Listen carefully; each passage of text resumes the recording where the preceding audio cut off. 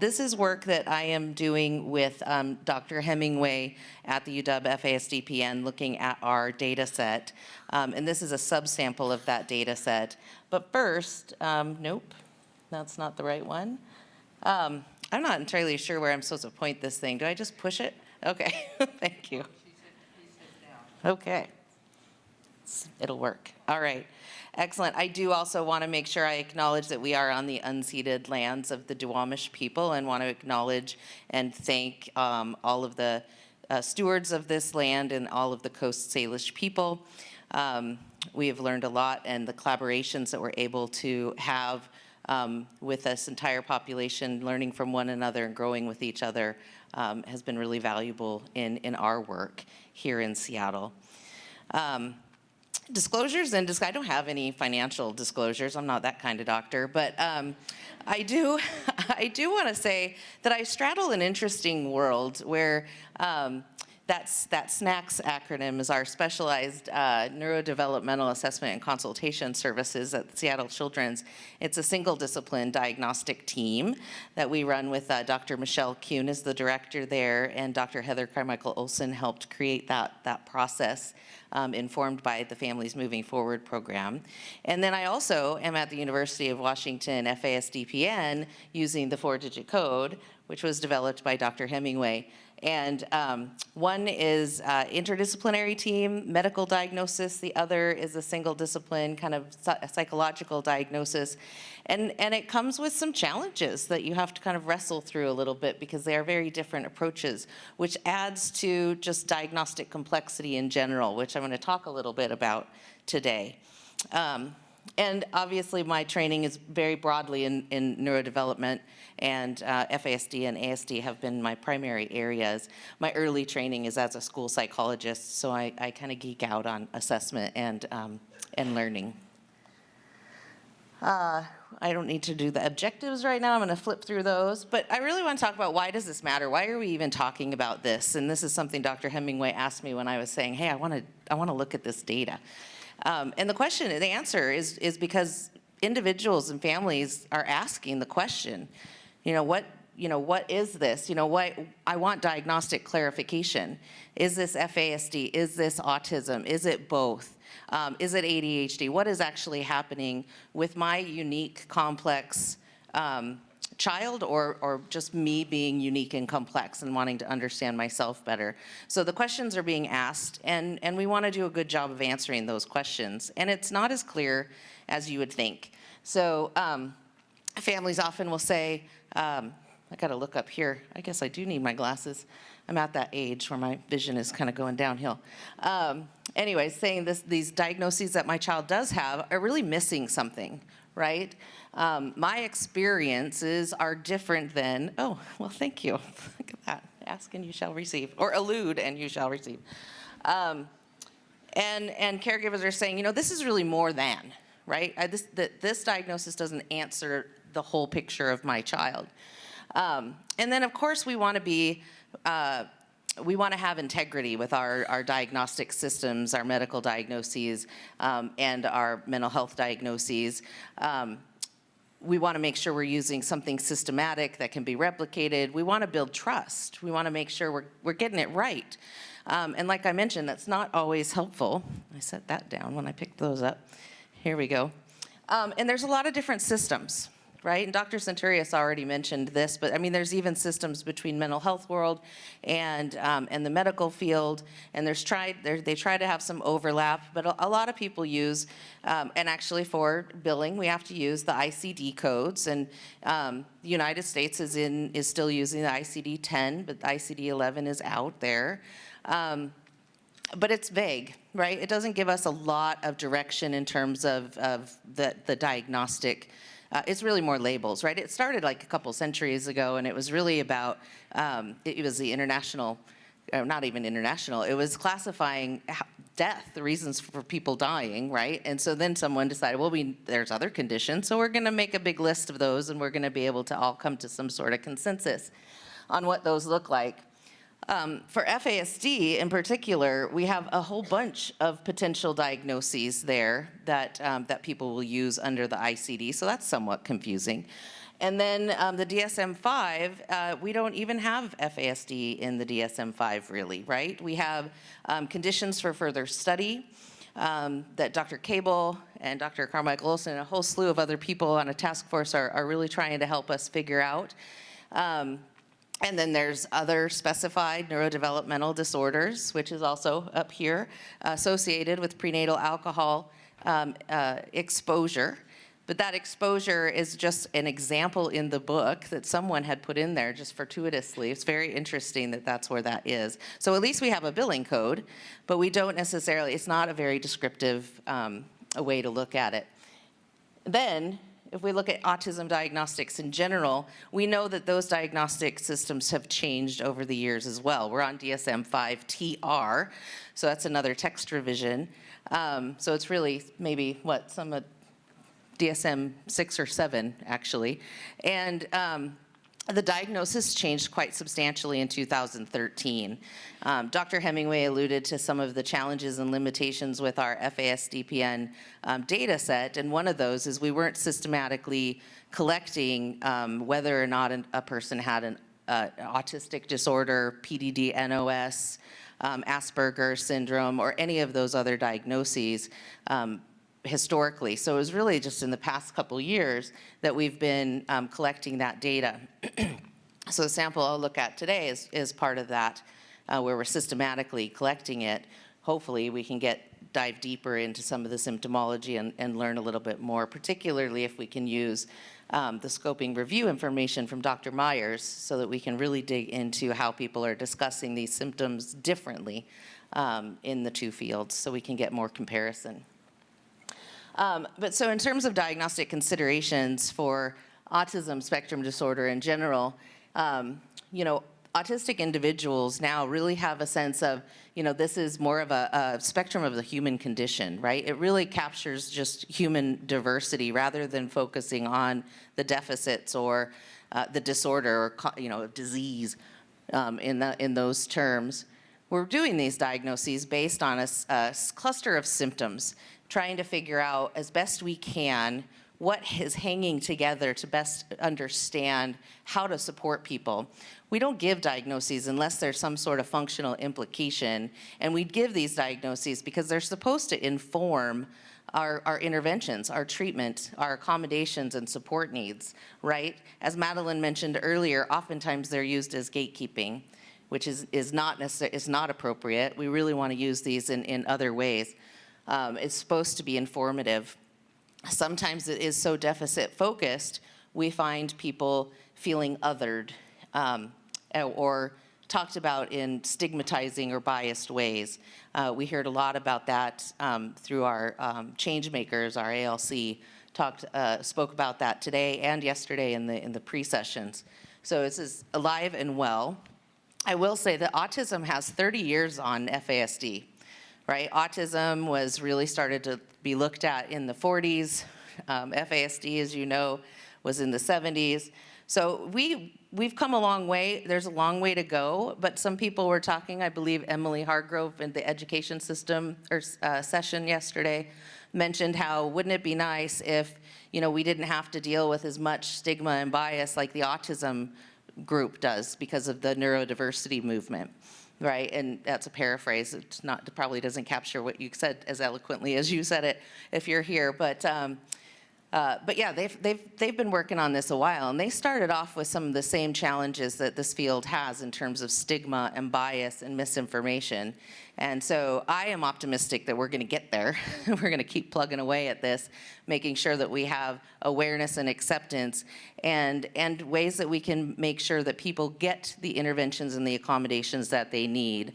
So even though in the autism field, you know, it's kind of moving towards neurodivergence, that it's just kind of a part of the human condition, there is still a difference in what is, and I'm going to put quotes, air quotes, the typical development, right? So whoever the they are that have decided what is normal or typical, there's a difference. And again, majority environments are not set up for success for people who don't fit the mold.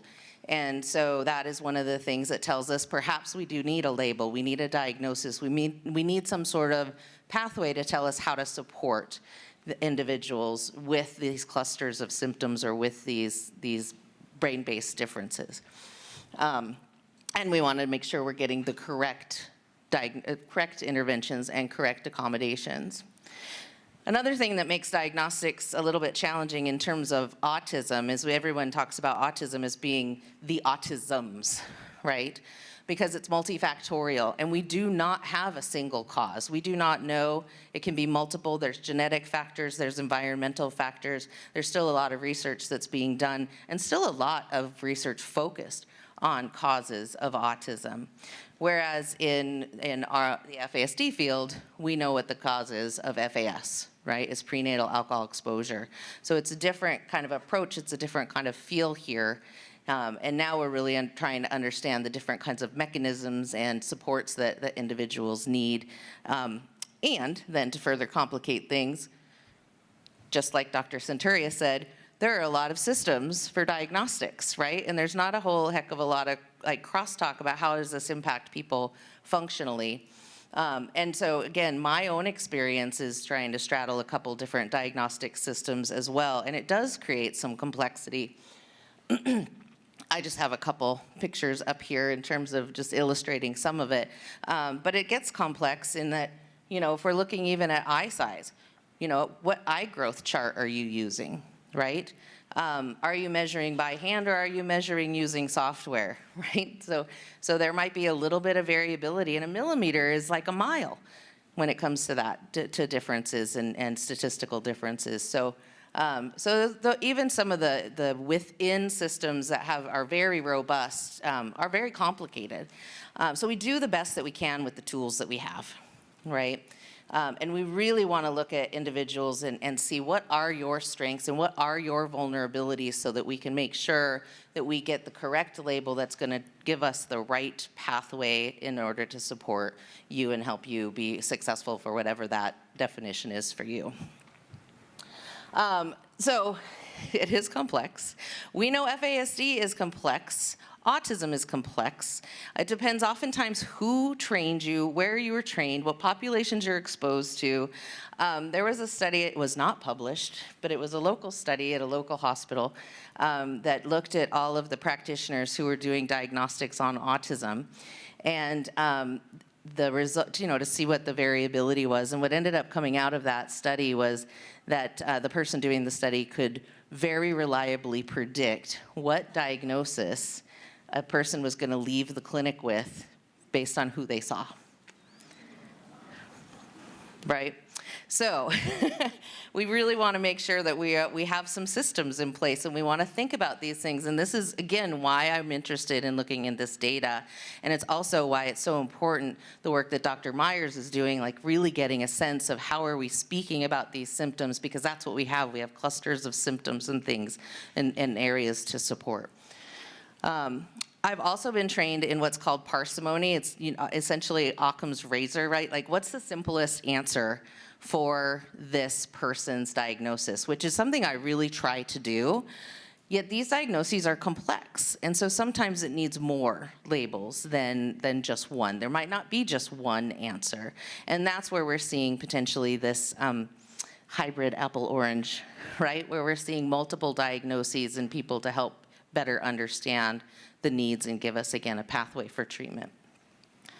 And then, of course, we can talk about cause versus correlation. We do know that alcohol is a teratogen. It causes brain damage, just like Madeline wanted us to say, and say it repeatedly. And when we don't have specific markers, we're not as sure if the alcohol really had, or how much impact the alcohol had, and that's really tricky science to do. There are other factors. We want to make sure we're thinking about the complexity and, as Heather might say, in the layers of the onion, right? How many things are happening for an individual that can also cause brain-based differences in terms of genetics, early adverse experiences, as well as maybe a prenatal exposure. Just quickly to show you some of the data that we have from our set, Dr. Hemingway ran this in terms of developmental profiles for this is 8-year-olds and over, because we were able to do a little bit more sophisticated testing with them. And so we have 9 different domains of development that we were looking at here. Some of them are collapsed, so this is something we'd like to disentangle a little bit more as we keep digging into this. But you can see here that over here, the 9 domains are cognition, achievement, adaptive functioning, executive function, and memory. That was collapsed together. Motor and sensory also collapsed together. Like to parcel those out at some point. Language, again, can be multiple things. ADHD, behavior, and developmental testing if they had it from before 3. And of the 8-year-olds, how much are there? 1,100 8-year-olds and over, 48% of them had -2 standard deviations. So quite a big gap in what we would expect for their developmental level or for their age in 3 or more developmental areas. So we would call that on our 4-digit code, we would call that severe brain-based differences, and we would be seeking interventions and services and supports in those areas. This is the same kind of a graph. It's really breaking down those 9 areas, but based on their diagnosis when they left from our clinic with. So of the FAS and PFAS, there was 97 in there. We had static encephalopathy, alcohol exposed, 428, and then the neurodevelopmental alcohol exposed, 560. But what's interesting about this is that you can see there is a trend regardless of the diagnosis that they left with. There's kind of the magnitude trend, the I guess, trend line, seems pretty similar in the areas that are most frequently seen to the least frequently seen. So motor tended to be obviously impacted, 40% here with FAS, 9% in the NDAE, but still there's impact. But we see larger impacts in executive function and memory, ADHD, behavior, and adaptive functioning.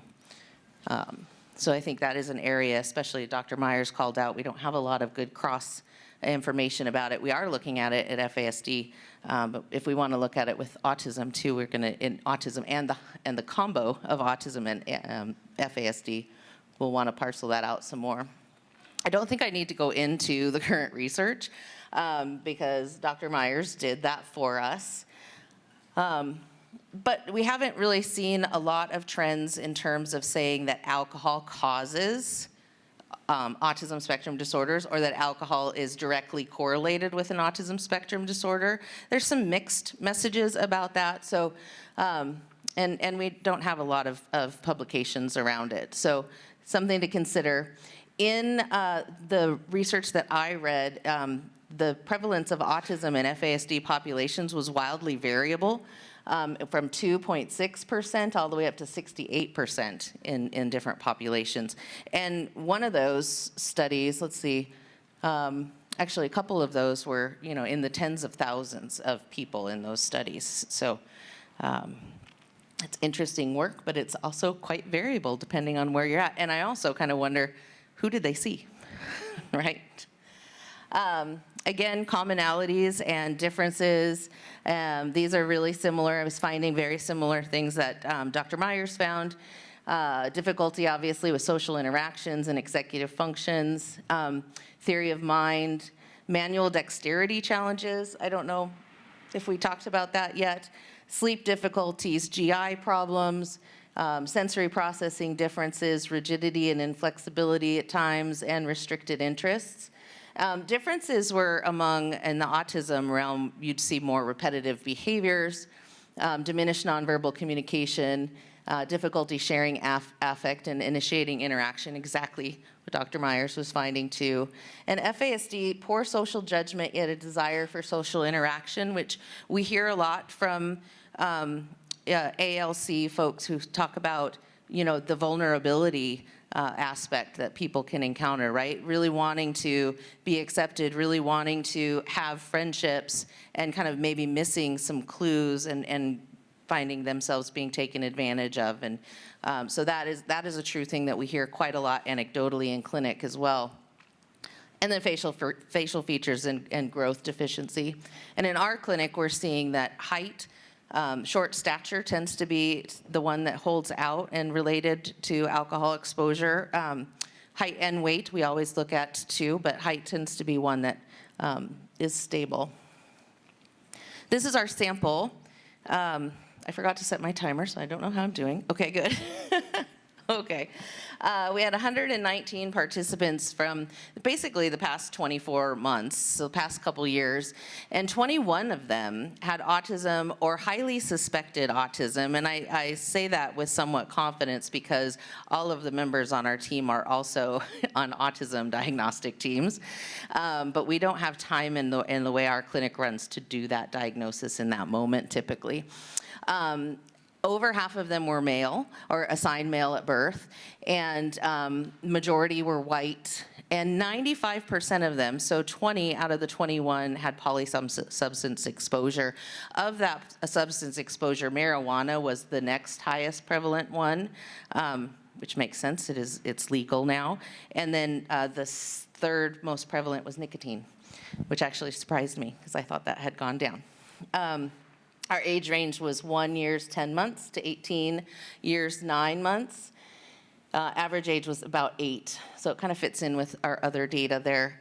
And let's see, we had 4 individuals with genetic concerns, and I'll mention that briefly because I do not purport to be a genetics expert. These are the actual characteristics that we're seeing in our group. Average IQ, many of them had very significant discrepancies among the core IQ areas, meaning maybe a strength in verbal or nonverbal right next to a big gap in the opposite. High rates of executive function and motor delays in those that were old enough to assess. Lots of externalizing and many internalizing behavior problems. And this is, again, for those that have both FASD or prenatal alcohol exposure and autism. Mixed memory results, so half of them had, well, over half of the ones that we measured, were able to measure memory.